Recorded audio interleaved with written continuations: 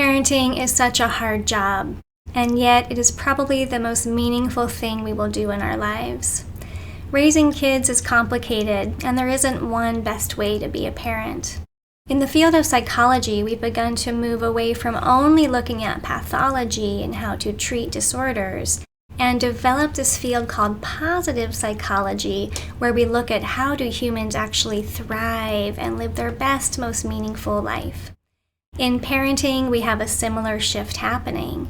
We used to really only talk about kids with problems, how to treat ADHD or autism spectrum or oppositional defiant disorder.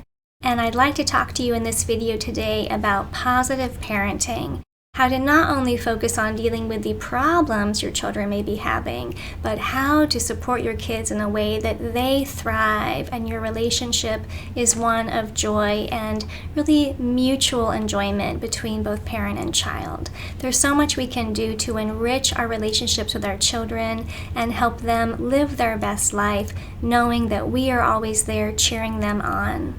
Join me today as we talk about positive parenting.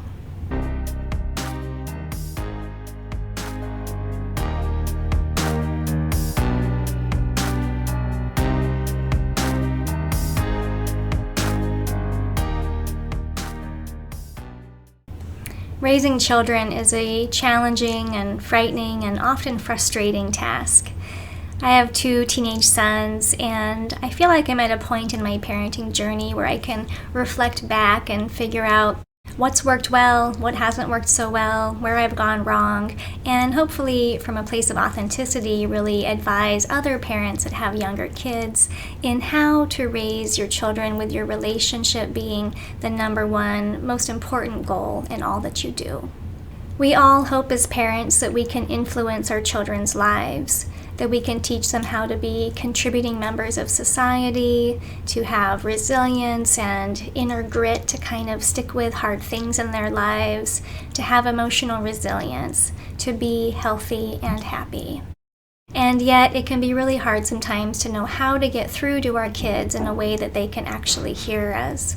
While the words you say may sometimes be disregarded, and while it might seem like your kids just aren't listening to all your wisdom that you're trying to share with them, there's 2 things we can focus on that will, over time, help our children become the adults that we hope they will be. The most important thing we can do is try to make sure we have a secure attachment with our child. Now, that's sometimes hard to do because there are conflicts and emotions flare, and we sometimes feel ourselves in a power struggle with our kids. And yet we can improve our attachment with our children through strategic parenting.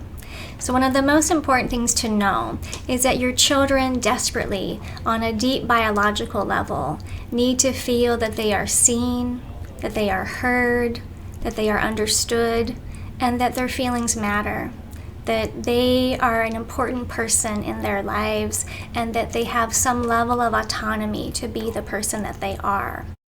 So what this means is that we have to be careful when we are bulldozing over our children, being bigger and louder and stronger, and shutting their authentic voice down. Or when we react in a way that is shaming, which is communicating to our children that you are flawed and therefore not worthy of love. It's so easy to react in these ways and not even realize the impact that our words have. And so we really have to work on pausing and listening. So this little acronym from the book Sitting Together is WAIT. Why am I talking? And it's really hard sometimes to not over-talk, over-direct, over-teach even our kids. And so we really need to learn to pause, to listen to what they're saying, to be patient in conversation, to respect their words to us, and to validate, to say, I understand how you feel, and your feelings make sense, but we've got to redirect your behavior. And so if we can communicate to our children in our responses that we care enough to be patient and listen to them, that we're really trying to understand where they're coming from, that we can respect their feelings and perspective on things, But maybe we still have to be the parent in charge, redirect behavior, or set some banks on the river of just what we can and can't allow in our homes. But if we can have those disagreements, be respectful, and be in a way that our children feel that their voice was heard, or at least they were given airtime and their feelings were considered, or we found a point of compromise, which is always great to say, you'd want this, I'd like this, let's see what we can figure out. That's sort of a compromise. That's going to be the way that our children respect us enough to even care what we say, how we live, what we hope for them. So we want to start by thinking about helping our children feel seen and heard and understood, giving them somewhat of a chance to have a voice and a say and an opinion in what decisions we make in our family. Another really important part of strategic parenting or positive parenting is how we give praise. So we tend to live in a society that has a lot of feedback to us that'll say, good job, or you get a trophy, or a ribbon, or a sticker, or a gold star. And what we've found is that when we are given this kind of general positive feedback, but you kind of watch everybody getting the same feedback or the same gold star, it doesn't do much to build self-confidence and self-esteem. What really helps us be able to believe in ourselves, to build confidence, to be able to persevere through difficult things and have that grit and determination, is when people have acknowledged our effort and our progress. So it's way better for you as a parent to say, gosh, I saw how hard you worked on that project. I'm so impressed by the amount of time and effort and thought you put into that. I'm really impressed. I'm proud of you. That is personal. That is about the things you have control over. So not that you are a good kid or you are smart, but I see that you made choices that led to this good outcome, and it was hard work and time and effort and determination and problem solving and creativity. Whatever it was that we could see our child doing something hard and working at something important, we want to give specific feedback. So don't just say, good job on that project or good grade on your test. We want to say, I saw how hard you worked and I'm really impressed and proud of you. Or, gosh, when you were younger, I think that would have been really tough for you to stick with and get through that frustration. But I saw you this time persevere and get through it. That's a sign that you're growing up and really getting to be very mature. So that is the kind of praise that has more personal meaning, and over time will help us feel like, again, like not only am I seen and I matter, but I'm capable. And if I work hard, people acknowledge that and see that. And even if I'm not the best at things, I have these character traits that are going to lead me to a successful life. And so that has this different meaning that tends to build children's self-confidence over time. So be very specific with your praise, focus on effort and progress and changes as they've grown up over time, how they can do things better. And don't just say good job or good grade or way to win or whatever the thing is. Wow, you got so many points at your basketball game. That's not as important, because sometimes the best player works just so hard out there and they don't get a lot of points in a game. And if what we've been told is good is that I got the points, when we work really hard and don't get the points in a tough game, we're going to feel bad, like I let everyone down. They like me, they love me, they accept me when I get a lot of points. Well, what happens when I don't get a lot of points, but I still worked as hard? So instead we can praise things in athletics around, man, you guys hustled out there. That was really tough defense today. I can't believe how hard it was just to get, the 2 points you got this game. But boy, you were a great teammate. I loved how you cheered on your teammates who were getting frustrated out there.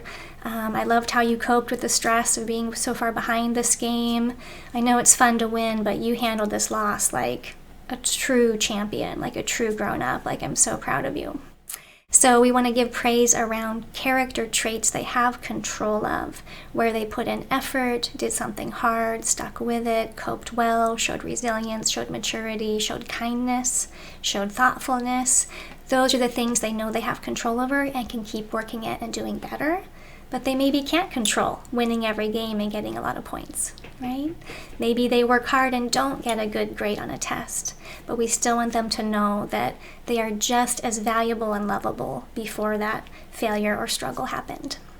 Okay, so gonna keep this short today. This is positive parenting, right?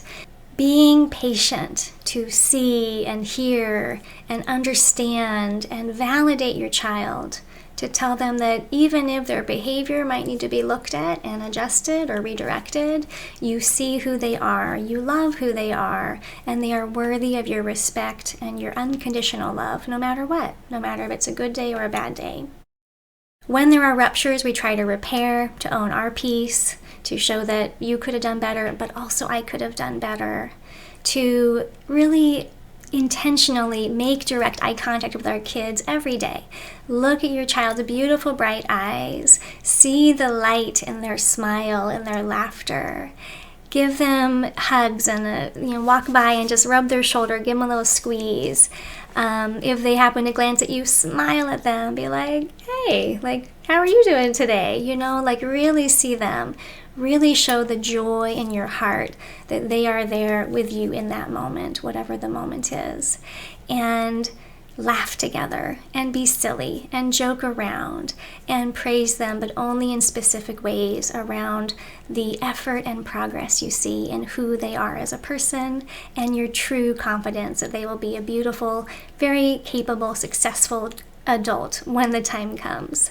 So positive parenting, we're not just dealing with the problems, the acting out, how to get chores done, how to make them comply.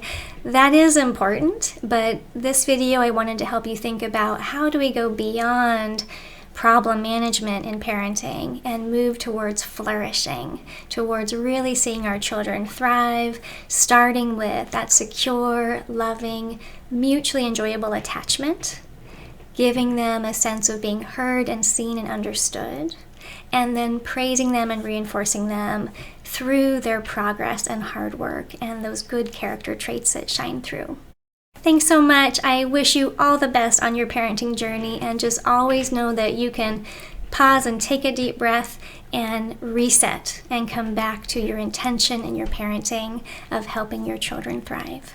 Thank you for joining me at Root Cause of Happiness. If this information was useful to you, please share it with others seeking knowledge and tools for resilience. It is a meaningful contribution to the world when we become proactive in our healing journeys, by learning and growing, by increasing our awareness, by addressing the root cause of happiness.